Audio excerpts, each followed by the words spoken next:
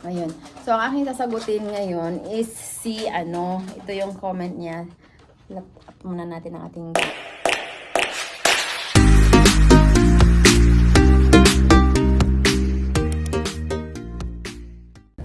Hello everyone! Welcome to my channel and welcome to Monaco. So for today's video is gagawa na naman ako nitong ating question and answer vlog dahil ito ay nag-check ako ng mga comment and hindi pa ako nakapag-live ulit kasi nga diba sabi ko magla-live ako kahit walang manonood sa akin, at least continue yung aking video. Magla-live ako for 1 hour para lang sasagot ng mga comments sa aking TikTok, sa aking YouTube channel, sa mga video. So, yan. So, sa ngayon is sasagot muna tayo kasi sagot muna tayo ng question dito. May kaibigan ako sa likod. Si Pancho Vlog. Okay, busy siya. Mayroon siyang ginagawa sa kanyang phone. Okay, so for now, sasagot muna tayo. So like, short lang ito. Habang hindi pa ako makapag-live ulit. So I'm not sure if kailan ako makapag-live ulit. Susubukan kong mag-live na kahit walang manonood sa akin on that live video, at least tuloy-tuloy yung pagbasa ko ng mga comment dito sa aking YouTube, and then masasagot ko right away after kasi kung maggagawa tayo ng ganitong mapupuno lang yung ating storage kung mahabang video. Okay, proceed na tayo sa ating sasagutin. Ayun. So, ang aking sasagutin ngayon is si, ito yung comment niya. Laptop muna natin ang ating gamit, no? Okay, so, from Christine from Singapore. Christine from Singapore, shout out sa iyo. Thank you so much, Christine. She's my followers in TikTok. And ayan, tumawid siya sa aking YouTube channel. So salamat, Christine, at sinundan mo ako sa aking YouTube channel. So ang tanong ay, Madam, I'm a TikTok follower. I'm a TikTok fan po. Pag Singapore po papunta dyan, paano madaling process? So, I'm not sure kung may amo ka na ba, Christine. Shout out from Singapore. Sa mga hindi nakakaalam, at bago pa lang sa aking YouTube channel, na-click nyo lang yung aking video na ito. Ako nga pala ay isang dating OFW sa bansang Singapore na pinalad mapadpad dito sa bansang Monaco. So, ayan. So, I'm not sure, Christine, kung ikaw ay may amo na ba na looking for para magpa-process like what I had, like my experience before na nagkaroon ako ng amo from Singapore. So paano pinrocess? So ang ginawa ng aking amo, pinadala sa akin yung nagpa-approve muna sila dito sa Monaco, and then nung na-approve na, pinadala nila sa akin parang lumapit sila na basta may kontrata, pinadala sa akin, pinapirmahan sa akin, and then pinirmahan nila, and then sinubmit nila dito sa Monaco government. So nung na-approve na, din saka na kami nag-proceed sa pag-process ng aming papers, aming documents. So actually, ang kailangan lang naman natin from Singapore is visa lang, going to French. So French visa lang, pero yun nga lang, hindi tayo basta-basta makakakuha ng visa sa Singapore. Marami tayong mga documents na kailangan natin ng police clearance or certificate of clearance or clearance certificate of Singapore. Patunay na wala tayong ginawang. Kaya naputol ako, yun ang sinasabi ko kasi pag talaga is napuputol. Kaya kaya sabi ko nga mag-live na lang talaga ako para dire-diretso, and then direct na mismo after ng diretso na upload sa So anyway, kailangan natin kumuha ng police clearance sa pagkuha ng French visa. is mayroon na ako diyang, nakalimutan ko na rin, pero mayroon akong ginawa, ako'y bago pa lang dito.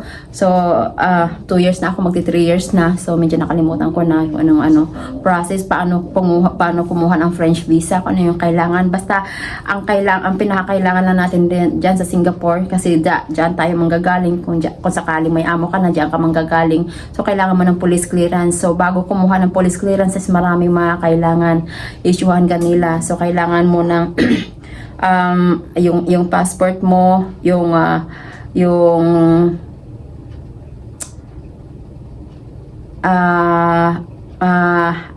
ID, hihingian ka ng ID for passport, visa. Ay, sa visa na yon, ano ako, basta kuha ka ng mayroon kang yung documents na galing sa bansang pupuntahan mo o galing dito sa Monaco or French, yun yung kailangan mong isubmit doon, and then yung working permit, back and forth ng working permit, and then passport mo, and then kailangan mo rin ng ayun lang yun para sa police clearance. And then sa French visa naman is maraming kailangan yung kung ano yung mga ari-arian mo sa Pinas, kailangan mong ipa-translate yung iyong mga documents like yung marriage certificate, yung iyong certificate, yung birth certificate, or yung transcript mo, kailangan mo siyang kailangan mo siyang ipa-translate into French. Okay, so yun, kung mayroon ka ng amo na kukuha sa iyo dito, so gaya nung naranasan ko, pero hindi ko nga alam kung ano kasi yun ang tanong mo nga sa akin is pag Singapore po papunta dyan, paano ang madaling process. So I'm not sure kung may amo ka na, Christine, pero kung wala pa, yun, wala po tayong wala po tayong agency na direct papunta dito, direct hire sa Monaco, wala. Pero I'm not sure kung open pa yung agency diyan sa Lucky Plaza, Singapore, nasa second floor, which is pinuntahan na yun aking pinsan dati, pero hindi siya natuloy gawa ng nag-for good siya sa Pinas, pero ngayon bumalik na siya sa Singapore, and then sabi niya mag-ipon daw muna siya ulit sa siya mag-inquire, kasi nung nag-inquire siya doon sa Singapore is kailangan mo yata gumastos, kailangan yata na yun, lahat na yun is 4,000 Singapore dollars ang kailangan gagastusin, pero pwede naman daw yun installment, pero yun ay papuntang Poland. So yun walang agency na papunta direct dito sa Monaco or direct ng France. Kaya ang ginagawa ng iba is nag-a-apply sila near Europe country, yung mga European country na malapit dito, like kung ano yung mga hiring, ngayon yung last year yung Poland ang mas malakas I think ngayon Croatia, Malta, and so yun, may dyan sa Lucky Plaza, try mo magtanong-tanong dyan sa Lucky Plaza. Basta sa second floor yun pinuntahan niya, nakalimutan ko na anong agency yun. And then yung Artelec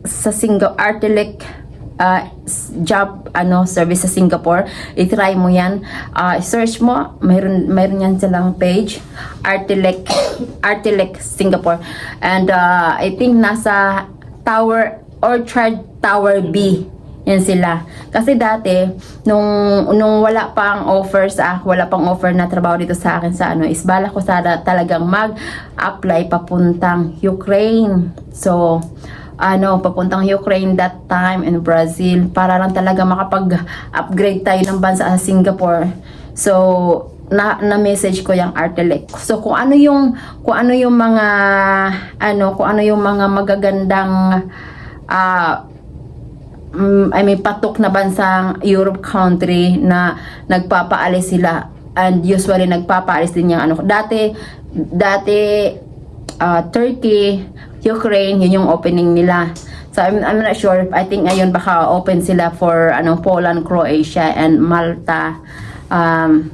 Yan, so try mo Hungary. So mga Europe country yan. So bakit ko ba yan binabanggit? Dahil once na napasok mo na ang mga bansa na yan, is pwede ka nang tumawid once na basta okay yung iyong papeles naman, makakatawid ka, walang maninita sa iyo kasi Schengen visa yan. So like Greece, Germany, Spain, Italy, yung mga ganyang bansa, pwede na kailabas pasok dito once na okay yung inyong document, so walang maninita. Okay, so yun lang. I hope na nasagot ko ng maayos ang iyong katanungan, Miss Christine Fernandez. Shoutout sa iyo. Happy Chinese New Year dyan sa Singapore. I think busy kayo ngayon kasi magcha-Chinese New Year. And I'm not sure kung Chinese ang amo mo, pero good luck and God bless. Sana makarating ka sa Europe in the future. Thank you for watching and thanks for your support. Okay? So, hanggang dito na lang po. Maraming salamat sa lahat ng bumisita at sumuporta sa aking YouTube channel. At kung kayo ay bago pa lang sa aking YouTube channel at may balak kayong itatanong sa akin, mag-iwan lang kayo ng comment sa baba and sasagutin ko yan. It's either reply via chat or text or typing or reply via video. Okay? So, sa muli, ako nga pala si Hana Lisa Vlog, the Bisdak, ang Bisayang Dako, na dating OFW vlogger sa bansang Singapore, na pinalad mapadpad sa bansang Monaco. Bye! See you in my next vlog!